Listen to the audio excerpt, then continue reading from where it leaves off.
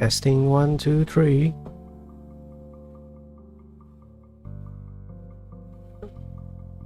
And we are live, but I don't think anyone's here.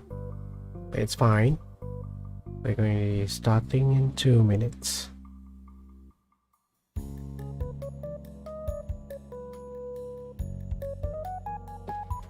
Just let me check a few things.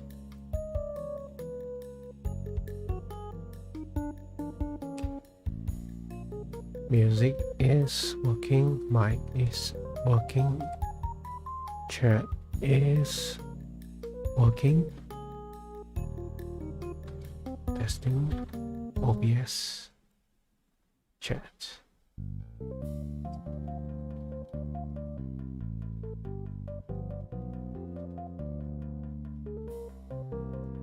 Right, good thing there's nobody here, or else I will get anxiety.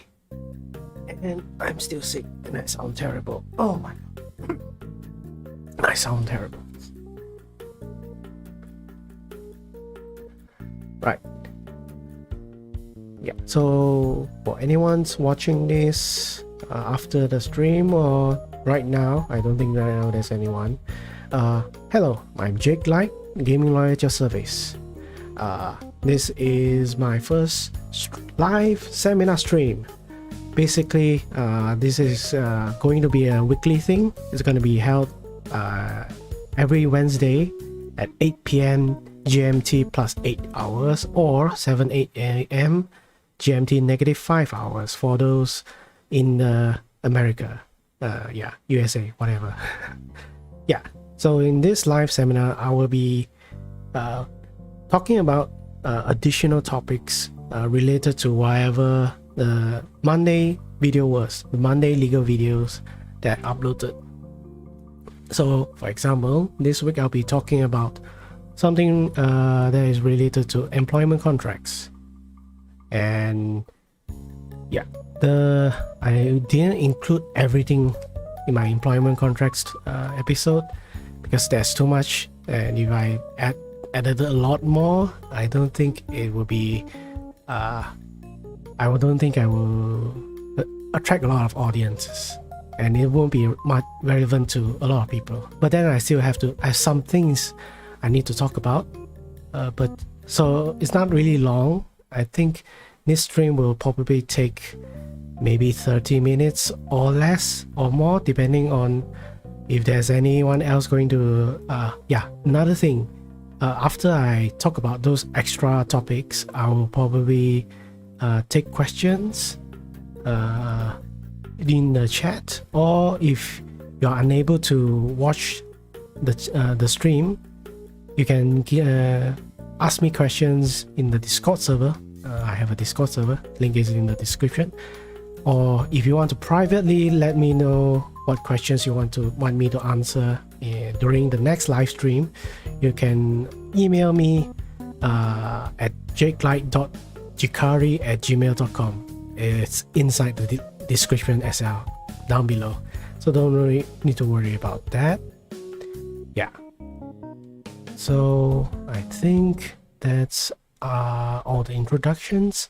I'll just move on to the topics that I'm going to discuss. Employment law, employment contract. Let's move to the presentation.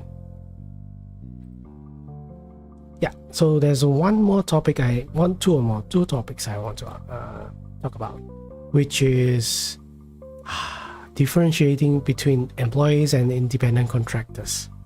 So you have a lovely meme here. So this is very important to some and not really important to many, because this situation where you need to find out whether you're an employee or an independent contractor only happens if things really are getting tense with you and your boss, in the sense that maybe you're at a stage of getting fired or something, and your boss suddenly says just doesn't follow anything, doesn't do anything related to how they should be treating an employee, and then just fires you, or doesn't take care of you. Yeah. So what are the things that indicate that you're an employee but not an independent contractor? So yeah, a lot of times these factors, as you can see, number 1 to number 6, it's not exhaustive to determine whether you are not an employee. So number 1, your employer should tell you that your job scope and supervises your work. So normally this is if let's say, how do I say this? It's simple. It is really simple. Your boss tells you this is your job, this is where you work, this is how you have to work, and that's it. Nothing involves your own personal experience, personal skills, or whatever. Everything has to be taught to you and even trained to you. Second would be you had to have your boss will pay you a fixed salary, and this salary, money, whatever, however you want to call it, wages, is paid either hourly, daily, weekly, monthly. Then there's the third one. All these payments have to be paid on fixed periods, as well as you have to work at fixed time periods. So all this is relevant, how I say. All these points are opposite of the independent contractors. Like say, then the number 4, you go to work, if you go to work, you have to work at the employer's place of business. Number 5, if you're working, you most likely use the employer's assets, tools, transport. You don't use most of the stuff you don't use yourself. And lastly, everything you've work, if there's a cost to it, most likely your boss, your company, or whatever would pay for it, as opposed to factors that indicate that you're an independent contractor. So everything is opposite. If you're an independent contractor, your employer, your boss, hires you to do something very specific. Yeah. And normally they don't have to teach you, or they don't have to guide you or whatever. They just need you to do it in a certain way and let you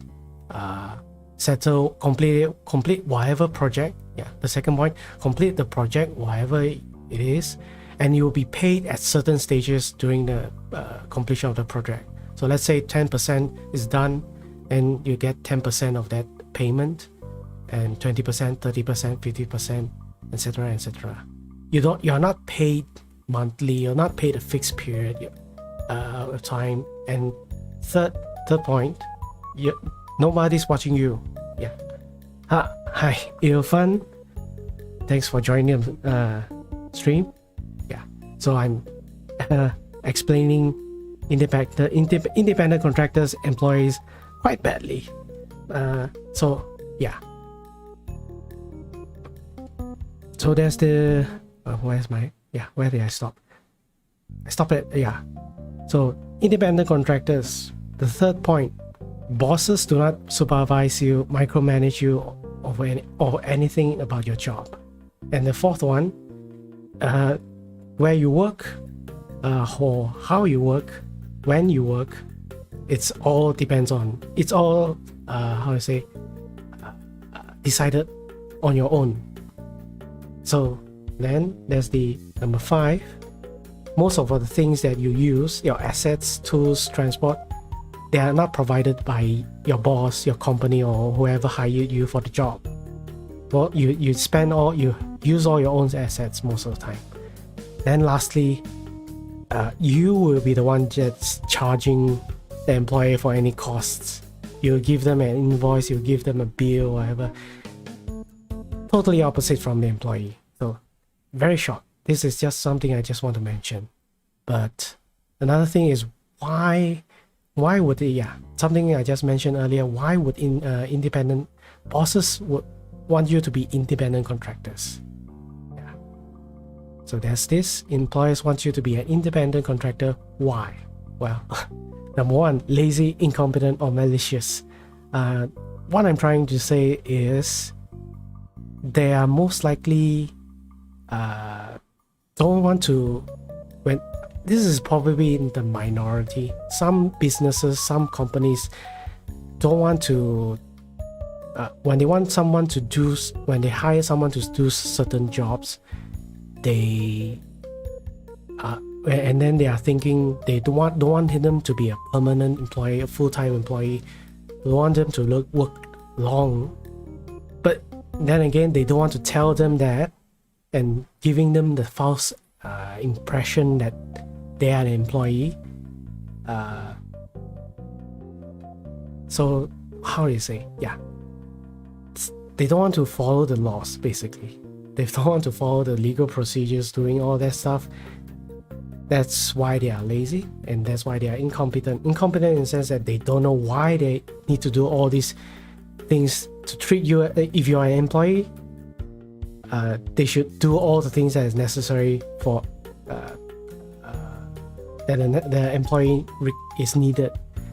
So second point, they are doing this to avoid paying any lawful deductions. So under employment law, there are taxes, there are provident funds, EPF. I'm not sure what other countries call it. And then there's the social insurances, SOCSO. They don't want to pay this, so they don't want to mention that you're an employee. They don't want all this stuff to pay off this stuff. And third point, they want to avoid all those legal rights that is guaranteed to employees, like harassment, discrimination, and benefits that are supposed to be given to the employee. Then why do I say that? Employment rights guaranteed by law. It's because if the employee doesn't know any of this or doesn't think they are the employee, so they won't use the legal procedures, the normal ways to take legal actions against the boss, against your employer, of whenever an employee has been infringed of their rights. So fourth point is related. Avoid strict legal procedures for terminating an employee. So when when your boss fires you for no reason, normally they would say one of the reasons they will say is that you're an independent contractor. You're not an employee, so you don't get to have certain rights. And if you are not really learned with the laws, this is why I don't do live. When you don't understand or have a better understanding of laws, you will know you have to do all of this. You just think that your boss is very knowledgeable in all these laws and what they are saying is true, but most of the time it's not. They are just using their authority, their position to make you think that they are right. So number 5 is believe employees, make the employees believe that believing that employees are not wise and brave enough to go against them. So very simple, and I'm just making this more complicated than it should be, and yeah, I should be stopping this. Then next one, I'll be talking about employee handbooks. So related to employment contracts, they are sometimes also called company policies, employee manuals, staff handbooks, whatever names they are just supplemental documents that forms part of the employment contract, provided by mostly big companies. Only big companies will do this because they have like maybe hundreds or 200s or thousands of employees in their company, in their office or whatever. So they can't be like drafting each employment contract for each individual employees to their specific requirements. So maybe this for example, account department has all these manuals related to men, and maybe logistics has all these terms and conditions related to them. Instead of putting all this in a employment contract, you put all the extra specific terms in a handbook. So normally these are given to you at the same time when you sign your employment contract, and afterwards maybe there are updates, or if there are circumstances that change, new laws applying to whatever job you are working, applying to the company, they have to update the handbook.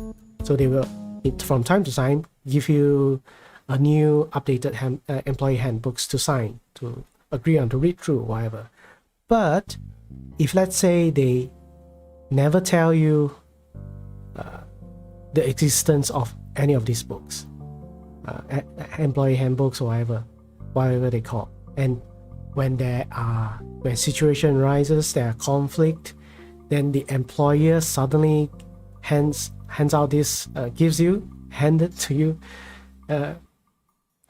this employee handbook to see, saying that, hey, this is actually wrong because it's written inside in this handbook, even though you have no idea it existed.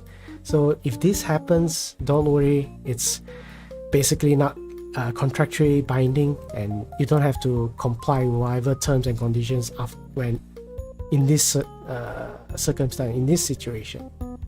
I put up a case on it, but normally if the facts are in this way, they are not contractually binding. That's just a small thing I want to talk about employee handbooks, because this is normally in big companies, large companies will have this passed to employees only. Yeah. So there's that. Yeah. So this is the extra topics I just want to talk about. Sorry if I was not that. I was probably very anxious. So I have social anxiety or whatever. I don't know. Explaining the first part. Yeah. So that's that. I think that is done. It's just something I just want to talk about, because I feel like my video on Monday wasn't complete in terms of trying to explain all the things in general relating to employment contracts. Of course, this the specific things I will be discussing in more detail in other videos, which actually I will be, next Monday video would be something related to employment contract. And yeah, that's that. So that's the end of the seminar, if you're not, how to say, wondering. So right now I should be taking questions, but of course there won't be questions because this is first live stream and I'm very new. But this will be the format where I will be introducing a bit of doing a bit of introduction, then quickly explaining whatever additional topics on the employment contracts, then make my announcements or whatever updates at the end, and take questions from the chat or from questions previously sent to me. Yeah. So yeah, I think that's it. Next week it will be a different game. I'll be uploading from Tuesday to Friday because by this week Imposter Factory will be finished. I've played the game. It was very emotional, very touching. I cried a lot, and I hope I hope everyone will be enjoying it. But yeah, next week I'm pretty sure next week's game will be very, very different and related to my profession. If you have not guessed it, it's pretty obvious. I'll be playing a game from the Ace Attorney franchise.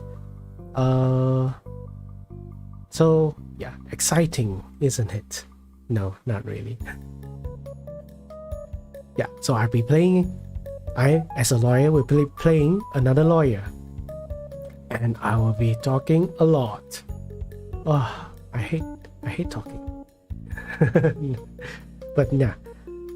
Yeah, so other than that, streams this Saturday, I'll probably stream The Search again. The Search 2, where it's a cyberpunk souls-like game, which I'm getting a hang of it. I played the first one, and it's good. So I'm looking forward to that as well. And yeah, so if there's nothing much, I'll be ending the stream soon. Okay, of course, my expectations are quite right. I wasn't expecting a lot of people to watch, so this would be technically a sort of a weird unedited upload of a, how to say, lecture or whatever. But this is a seminar. Seminars are supposed to be like that. And I'm rambling. But so yeah, let's end this. I don't think anyone's on the chat. But if anyone is, thanks for watching. Take care. Be hopeful, but stay critical. Bye-bye.